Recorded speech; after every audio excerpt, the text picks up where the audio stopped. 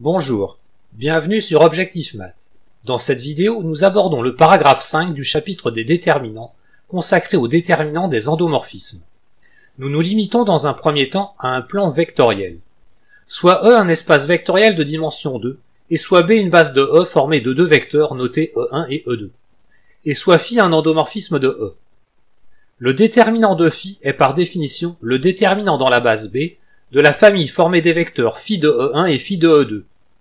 Il s'agit aussi du déterminant de la matrice de Φ relative à la base B. Vous avez sûrement remarqué que je n'ai pas précisé de base dans la notation du déterminant de l'endomorphisme. En voici la justification.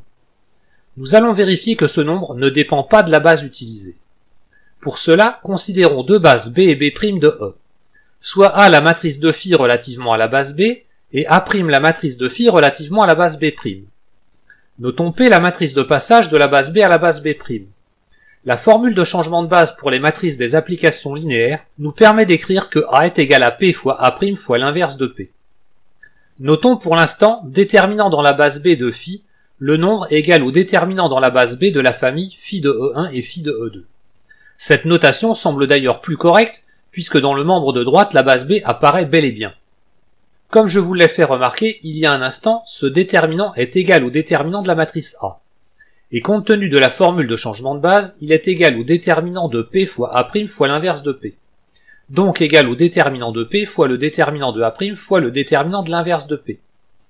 Mais les déterminants sont des scalaires, ils commutent. Et en tenant compte du fait que le déterminant de l'inverse de P est l'inverse du déterminant de P, on arrive à déterminant dans la base B de Φ est égal au déterminant de A', qui est le déterminant de Φ calculé relativement à la base B'. Ceci signifie que malgré les apparences, la base utilisée pour calculer le déterminant de Φ n'intervient pas dans la valeur du déterminant d'un endomorphisme. Il est donc inutile de la faire figurer dans la notation de ce déterminant. Nous allons maintenant présenter les propriétés du déterminant d'un endomorphisme du plan. Soit E un espace vectoriel de dimension 2, pour tout scalaire lambda et tout endomorphisme Φ de E, le déterminant de lambda Φ est égal à lambda au carré fois le déterminant de Φ. Pour tout endomorphisme Φ et Ψ de E, le déterminant de Φ rond Ψ est égal au déterminant de Φ multiplié par le déterminant de Ψ. Et si Φ est un endomorphisme du plan, alors Φ est un automorphisme si et seulement si le déterminant de Φ est non nul. Dans ce cas, le déterminant de la réciproque de Φ est égal à l'inverse du déterminant de Φ. Je ne démontre pas ces propriétés qui découlent directement de celles que l'on a vues sur les déterminants des matrices. Voici une interprétation géométrique du déterminant. On suppose que E est un plan muni d'un produit scalaire. On considère dans ce plan une base IJ. On considère également Φ un endomorphisme de E. On visualise alors les images de I et J par Φ. Soit P1 le parallélogramme construit sur les vecteurs I et J, que je représente ici de façon assurée, et soit P2 le parallélogramme construit sur les vecteurs Φ de I et Φ de J, représentés ici en bleu. Il y a un lien simple entre les aires de ces parallélogrammes. Le déterminant de Φ est égal à l'aire de P2 divisé par l'aire de P1. Et en fait, appliquer un endomorphisme pourra déformer les surfaces, mais multipliera toutes les aires par le déterminant de Φ. On peut observer cette déformation progressivement comme sur cette animation. En partant de deux bases distinctes, on arrive ici sur deux bases distinctes. Ceci traduit que Φ est un automorphisme. Il est possible de retrouver chaque base initiale à partir de leurs images. Par contre, dans cette nouvelle animation, bien que l'on parte de deux bases distinctes, on arrive à chaque fois sur les mêmes vecteurs. On peut remarquer que le parallélogramme image a dans ce cas une aire nulle puisqu'il s'agit d'un parallélogramme aplati. Le déterminant de l'endomorphisme est nul. Dans ce cas, l'endomorphisme n'est pas un automorphisme. Ce que nous avons vu en dimension 2 peut se généraliser à une dimension finie quelconque. Soit E un espace vectoriel de dimension finie n, soit B une base de E constituée des vecteurs E1, etc. jusqu'à En. Et soit Φ un endomorphisme de E. Le déterminant de Φ est égal au déterminant dans la base B des vecteurs Φ de E1, etc. jusqu'à Φ de En. Ce déterminant est indépendant du choix de la base B, et donc la base B ne figure pas dans la notation.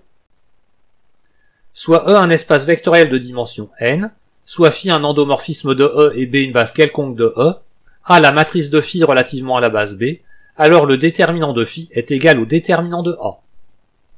Soit E un espace vectoriel de dimension finie n, phi un endomorphisme de E et lambda un scalaire, alors le déterminant de lambda phi est égal à lambda puissance n fois le déterminant de phi. Soit E un espace vectoriel de dimension finie n, phi et psi deux endomorphismes de E, alors le déterminant de phi rond psi est égal au déterminant de phi multiplié par le déterminant de psi. Soit E un espace vectoriel de dimension finie n, phi un endomorphisme de E, phi est un automorphisme si et seulement si le déterminant de phi est non nul, et dans ce cas le déterminant de la réciproque de phi est égal à l'inverse du déterminant de phi.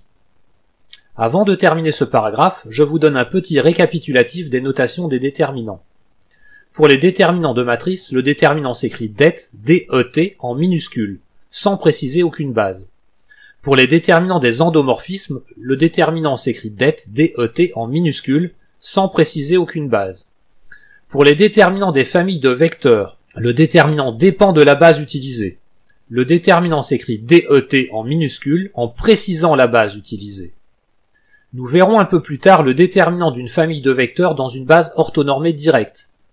Il se notera det avec un D majuscule, sans avoir besoin de préciser la base orthonormée utilisée. Voilà, cette vidéo est terminée. Je vous invite à continuer votre étude des déterminants en regardant la vidéo suivante qui concerne l'application des déterminants à la résolution des systèmes linéaires. À bientôt sur Objectif Math.